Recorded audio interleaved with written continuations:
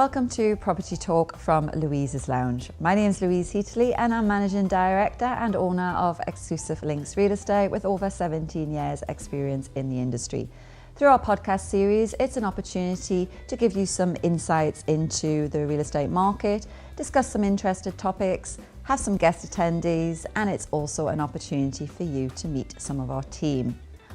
On today's episode, we have Jonathan Wood, Chief Commercial Officer at HAYVN, who leads a team of private bankers who manage the overall revenue strategy, client experience and support ecosystem. Jonathan worked in mergers and acquisition banking at Rothschild and later joined MEX Digital, a company owned by MultiBank, as Director of Sales. So thank you, Jonathan, for joining us today. Good to have you here. Pleasure, Louise. Thank you for having me. So we're going to start straight with the basics. Talk us through what is cryptocurrency. In essence, cryptocurrency is simply a digital currency. It's built on technology called the blockchain. And what the blockchain does is gives you complete auditability of your technology. In this case, cryptocurrency is a portion of the blockchain industry. And the digital currency, if you had to receive cryptocurrency from myself, you could track that cryptocurrency specifically all the way back to its infancy, when it was originally mined or created. So this means that you're a lot more sure of the cleanliness of the coin, the previous owners of the coin, and that also then allows softwares like anti-money laundering software, which HAYVN utilize. The software then tracks that if at any stage that crypto has been stolen off an exchange or stolen out of a wallet and been flagged, or alternatively it's been used for a nefarious purpose, black market trading, etc., that you can instantly see that the person sending me coin has sent me tainted coin. As opposed to normal money, which we term fiat currency. It's not a car, it's a currency. We do confuse a lot of our clients when we talk fiat, but it is the generic term for normal paper money. So paper money or normal money, when you receive that into your bank account, you would have no idea where it came from. Sounds quite a secure, efficient way of transacting. It is extremely secure and efficient. And then if you look at cryptocurrency in its entirety, 20,000 plus coins and coin market cap, and a lot of them have different market caps, different daily trading averages. So the liquidity of the coin, in essence, makes it something that's more enticing to purchase. Because if you buy something, you want to be able to sell it to a willing buyer at another stage. That's how investments work. So if you look at cryptocurrencies that currently sit on the market, there are various different types, and I won't go into all of them, but stable coin. How many is there? You mentioned 20,000 plus. 20,000. But there are different types. So like a stable coin, for example, depicts a coin backed to an asset. So USDT that you might have heard of, Tether, USDC, USD coin, these are backed one-to-one to the US dollar, as opposed to there are other cryptocurrencies out there backed to gold and possibly other commodities. So there's an actual physical asset. One of the HAYVN clients, EcoWatt, they back their coin, every coin minted is equal to 1 watt of installed solar power. So they are an ESG focused company where they build green power plants across Europe and Africa and into Asia, and they also do reforestation projects. So they're issuing and selling a watt of energy when they sell it to you, and you can trade in that. And over and above that, the company also sells carbon credits. So if you're a really dirty company, for example, you can buy X number of coins and stake them for a period of years, and that gives you an offset of 1 ton of carbon on an annual basis. So if you own a private plane, or you're a private plane industry, or you're in oil and gas, instead of changing your business, you can go green by investing in tokens. Okay, so you can align a lot of the currencies with actual industries, as you say, commodities. Exactly, okay, exactly. That's quite interesting, I didn't know that. Yeah, and then the more sort of futuristic stuff, and the less, I guess those are more sort of buying a share in an asset. You can tokenize a company as well.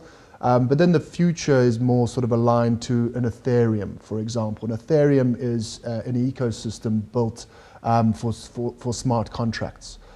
Smart contracts essentially in the property industry what you can do is, instead of having title deeds and lawyers' contracts and money changing hands and all these complicated processes of possibly an escrow service, you can essentially move all your title deeds physical, maybe some of them are PDF based or sitting in an electronic database. You can sort those all. Dubai Land Authority can essentially tokenize every single property, and you can change hands properties in an instant. There'll be a willing buyer, willing seller, negating the need, and I don't want to make people redundant. I was going to say, you're not talking me out of a job here. No, maybe the lawyers, maybe the lawyers. But sorry, lawyers. In essence, I don't think we need to see cryptocurrency or blockchain in essence as a threat. It's an enabler. It makes everything easier. It's not about me losing my job. It's about making your finance systems more secure. The auditability of your finance systems. The process that is currently, I mean, you're into selling property. You're not into the admin around changing hands of property. Yeah, it's the time frame sometimes on getting funds across here, preparing managers' checks, but it could actually make things a lot more efficient, productive, quicker, 100%. And then from what HAYVN essentially enables a lot is for end consumers that are very comfortable with cryptocurrency, we enable them to execute cross-border or not even cross-border, domestic transfer of payment instantly, and without having to go to a bank to do it or log into online banking. Execute in a system that you're already invested in and extremely secure about. But then what we do for merchants, such as Exclusive Links, what we do is we pivot that coin, crypto coming in, into normal fiat money. So we still settle with our clients via a wire transfer, because merchants, we find, are often, we don't know. want the Bitcoin, we just want the or we don't know what it is yet. yet. So it's we are seeing merchants sort of coming into, I want to hold a bit of stable coin that I mentioned earlier, USDT, USDC, and then I've got a peg to a currency. It doesn't have the instability of a Bitcoin, the instability of an Ethereum, and the unpredictability of. I think, like what you said before as well, as ourselves as a merchant, the fact you've done all the due diligence, know where it's come from, and it comes into Dubai, it does part of our job for us as well. So thank you for that. Exactly. And how do you get into cryptocurrency? I'm a novice. I don't have any crypto. How do you get into it, and when is the right time to get into it? Has people missed the boat, or is there a better time? So I don't think there's a miss a boat for any investment, really. Well, yes, if the investment's plummeting or no longer viable, but I mean, people are still investing in property after millennia. People are still investing in equities now when the market's in a complete bear state. So no, it's not a bad time to start investing in cryptocurrency. What we've always sold at HAYVN is cryptocurrency as a diversifying asset. Much like your rule number one of investing, don't have all your eggs in one basket. And much like that, if you're going to invest in crypto, 1% of your wealth, maybe 5% of your wealth. Cryptocurrency is not a get-rich-quick scheme. Yes, there have been people that have been extremely either lucky or preempted the market in the past, but if they had preempted the market, they'd probably be a lot richer than what they are now. It's a longer term. Yeah, you wouldn't have to be sit on YouTube telling me how to trade. You would have enough money to have retired by now. I always wonder about that. So getting into it, you would generally, if you're a novice, register on an exchange. There are multiple exchanges out there. The preference for us at HAYVN is a regulation-led exchange. So regulation is paramount, and there are stronger regulatory regions. America being really strong, the UAE, Abu Dhabi Global Markets, where we regulated, extremely strong. Europe, extremely strong in its regulation. Australia, Cayman Islands, we're also regulated across Australia, Cayman Islands, and Switzerland. So people can actually come to HAYVN to set up their... Exactly. So we're slightly different in that sense, that we're more of a private bank focused. So they're two separate HAYVNs, and I'll just explain it quickly. We're an OTC desk, an over-the-counter desk. This means that we trade in higher volume transactions, so larger transaction sizes, and more focused on the higher net worth community, but our big client base is institutions. So we service generally legal entities. However, we do have individuals of medium net worth, etc., trading on our platform. Okay. What we don't have is a large amount of coins. We only trade in Bitcoin, Ethereum, USDT, and USDC. Okay. So you wouldn't necessarily come to our OTC desk if you want variety. We are going to add more over the course of this quarter, but being OTC, we're much more niche.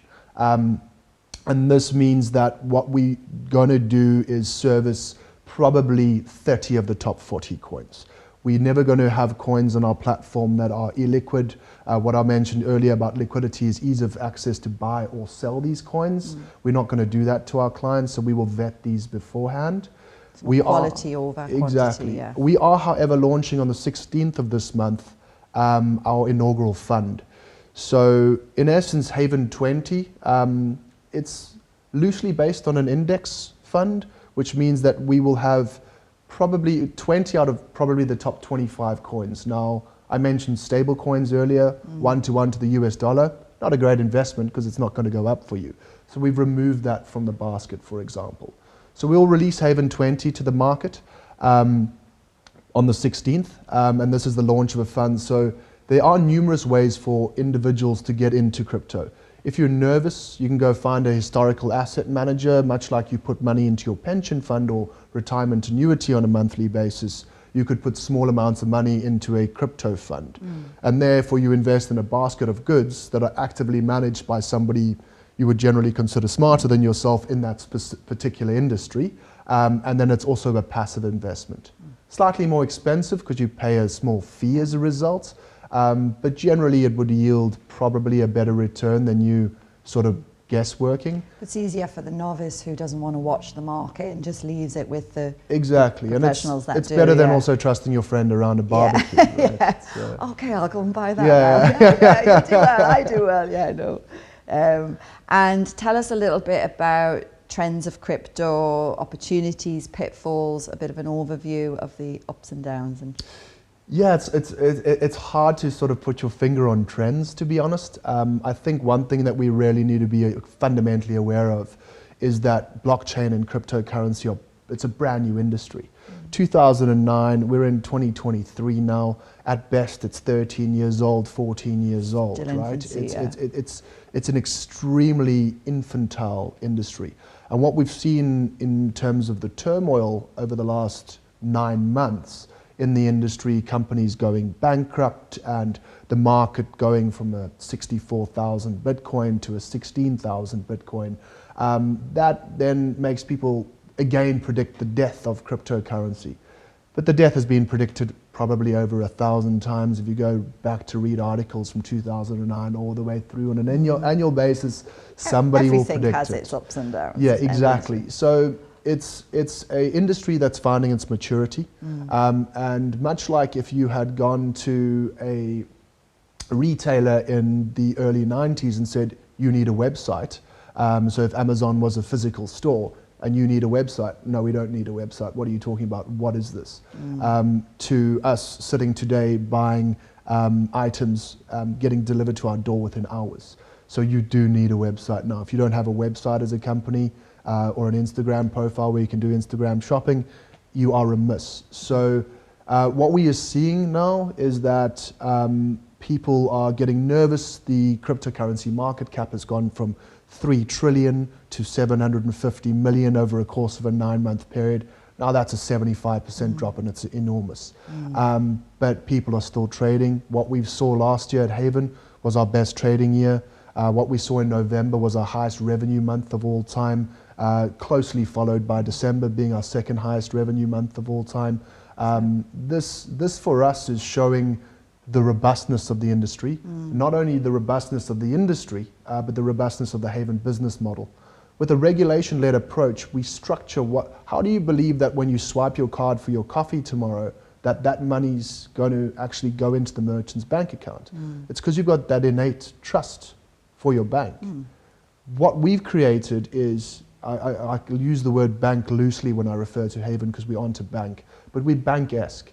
We provide a white glove service. We lead with regulation, and we don't do anything. You know, the banks lend your money out, etc. But you give them explicit permission.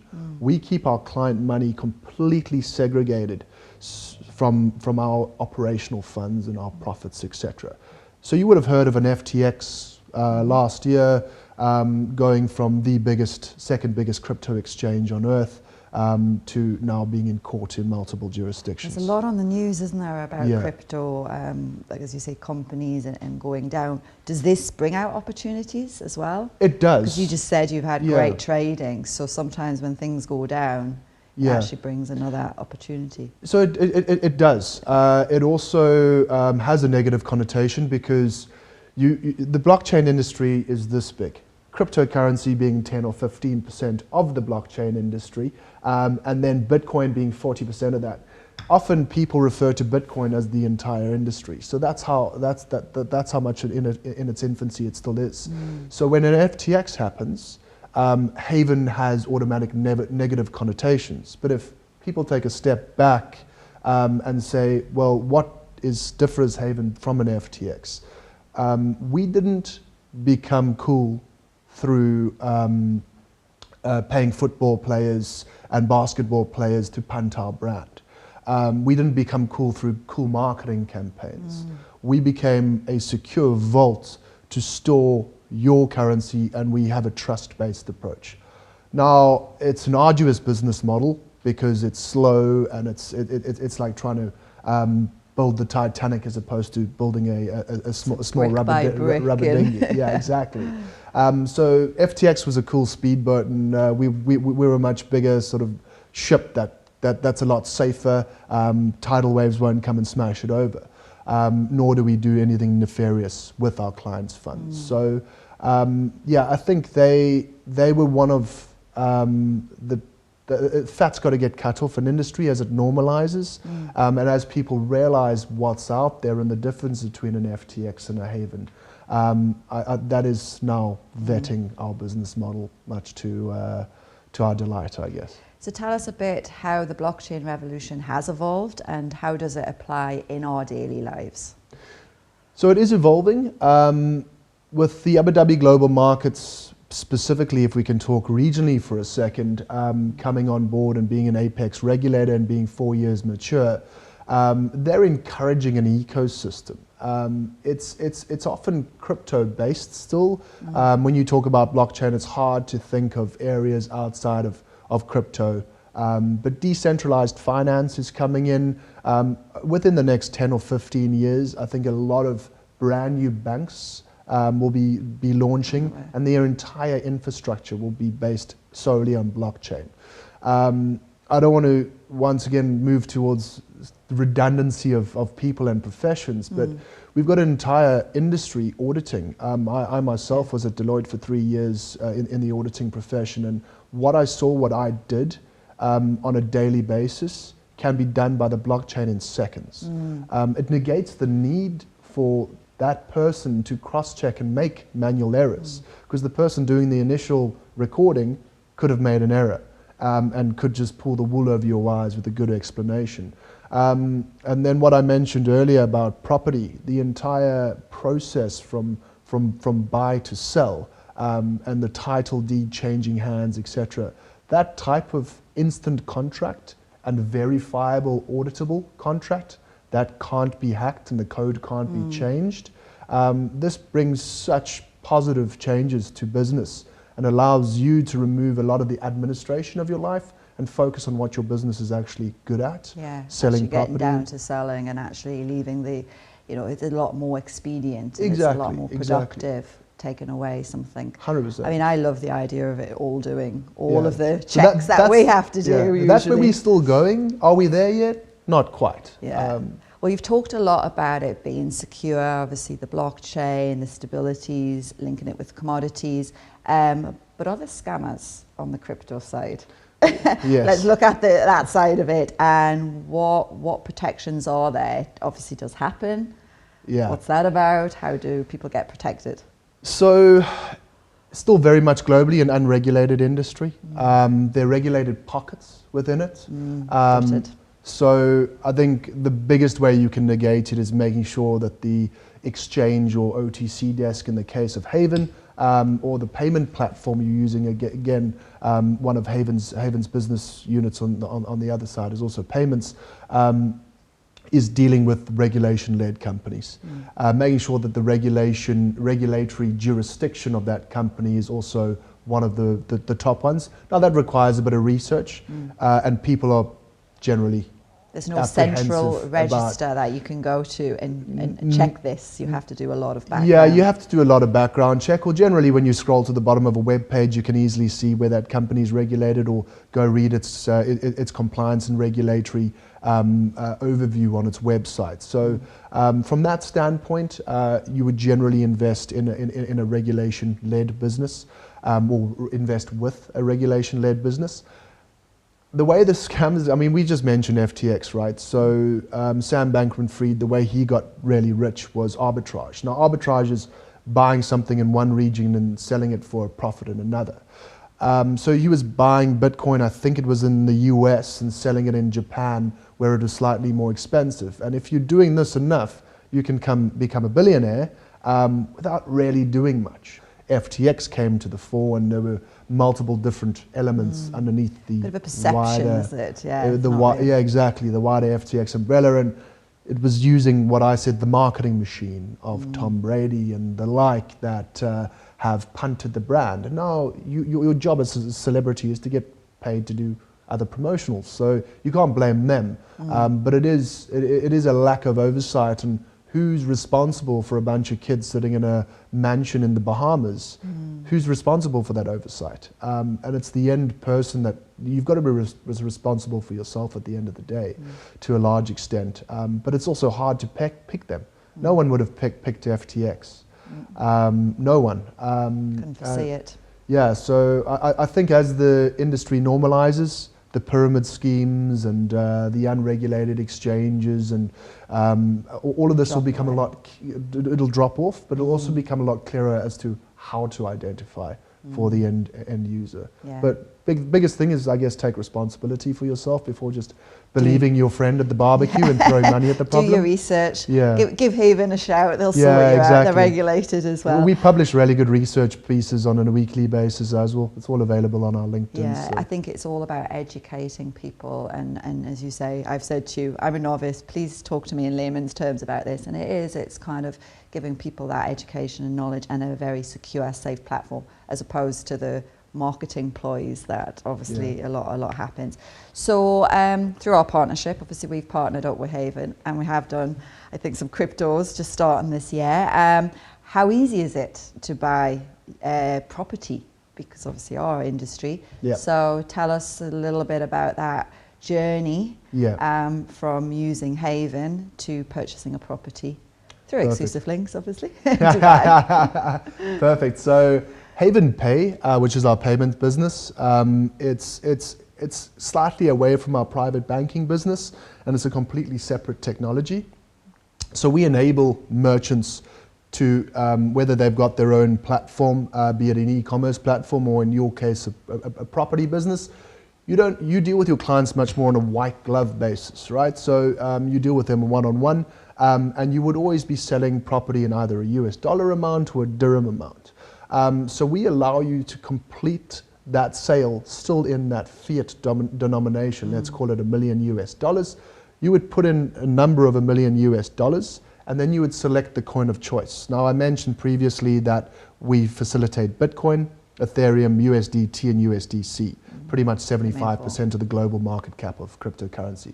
What we see is that most payers want to pay in a stable coin back to the US dollar.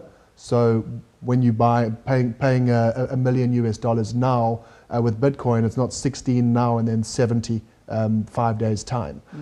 There's a lot more surety on how much you've got to pay. So you would select the coin of choice, let's call it USDT, and you would click generate. You can distribute that live payment link to your end consumer. You can either embed it into an exclusive links branded document. You can send it via WhatsApp. I know in Dubai we do a lot of business. We love our WhatsApp. Yeah, WhatsApp, Telegram, email, etc. Once that client receives it, they will open up a completely separate web page, whether on their cell phone or on their laptop. And in that, they will say, please pay X USDT. And it's a full-on PSP screen. So it's what you're used to engaging with when you log out of or log a basket out of an Amazon or whatever other online e-commerce platform you might execute.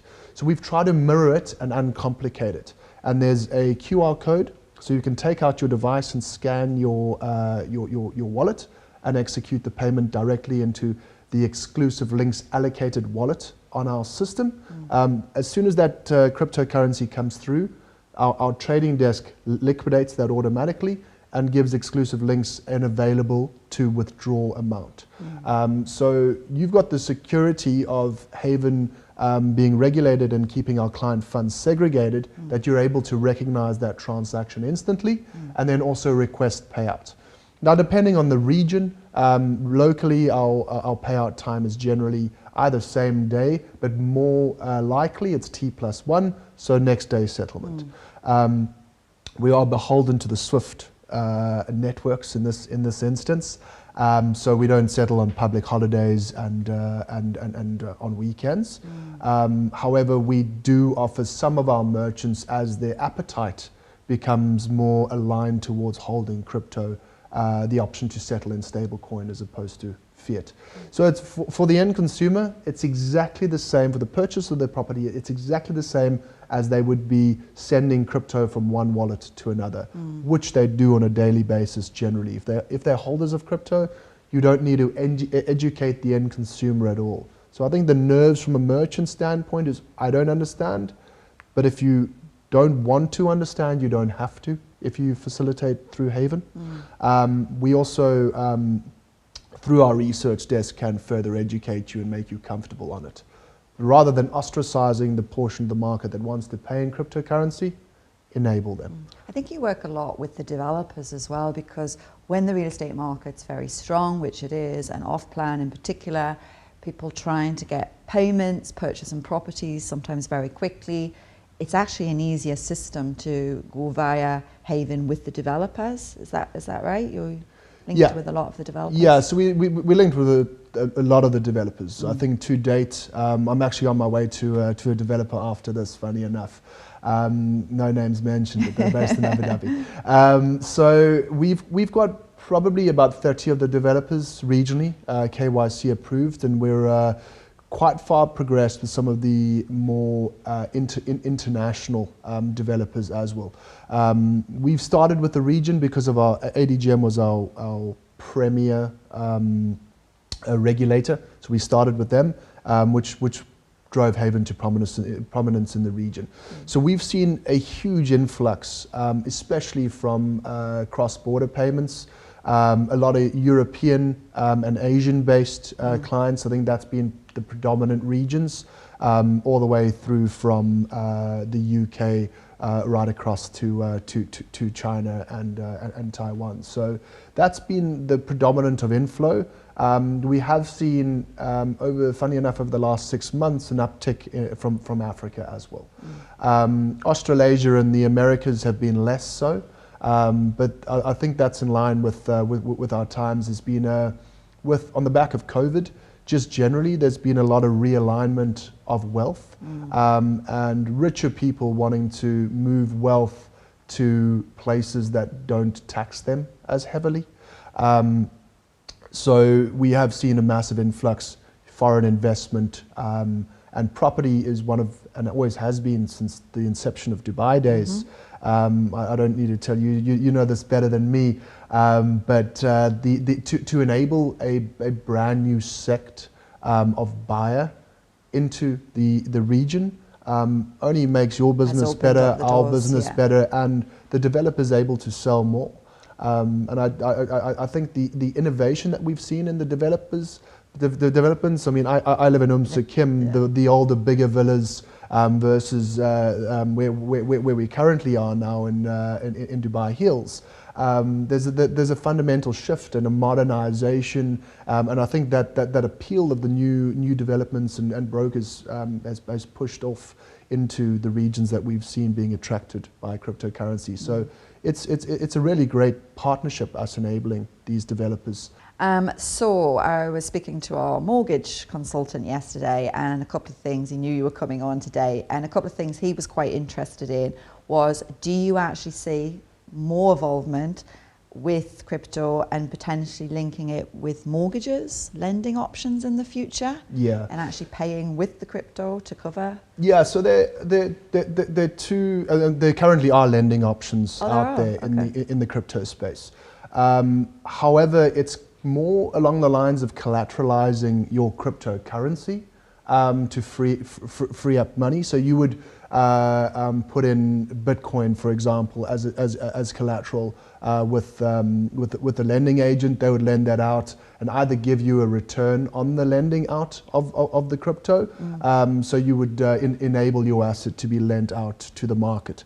However, when being given crypto as a result of you collateralizing an outside asset like property, I don't know if that's been done yet, and it's an entirely different business model. I mean, if we had to say tomorrow we're offering crypto on the back of us collateralizing your property, we would need to formally become what is in essence more of a bank. So the simple answer is yes, it will get there.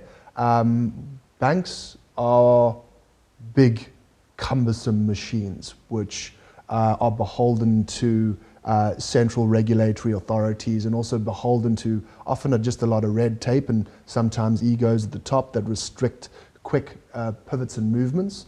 But I do see that banks in future, as they start adopting crypto as a standard form of payment, that you'll see these being lent out. A lot of countries also are looking at launching their own blockchain-based currency, which is just a relaunch of your existing currency digital, in a different form.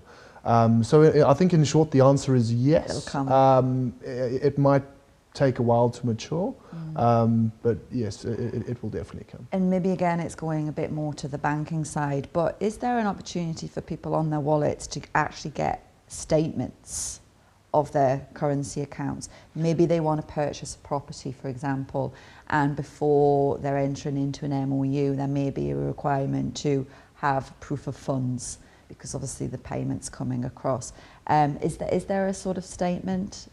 Yeah, so every single wallet, because it's built on the blockchain, is 100% auditable. Okay.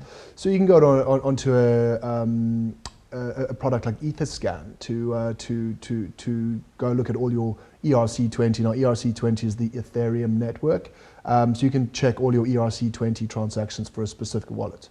Okay. So if you had a potential buyer saying, I want to buy in cryptocurrency, to show us that he's got the funds, he can send us his wallet address. Now the complication in that is there's no name attached to that wallet address, so we can go find a wallet address. But a way to negate that is to send a test transaction. So you can send us $1 USDT from that, which proves that he has the control of that wallet and that it's his wallet. Okay. That proves a couple of things for you. First of all, that it's his wallet, awesome. Second of all, that he has control of it, awesome. Thirdly, that cryptocurrency being sent is clean. It passes our anti-money laundering software overview. Gives the sellers a little bit more security as well before they will enter into those agreements. So, okay. Exactly.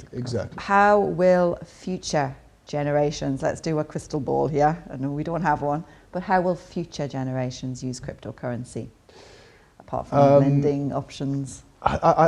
So obviously no crystal ball here, but I think more sort of blockchain aligned. We're going to see a revolution of how our financial system works, the sort of complete and utter auditability of it, and it becoming a lot more streamlined.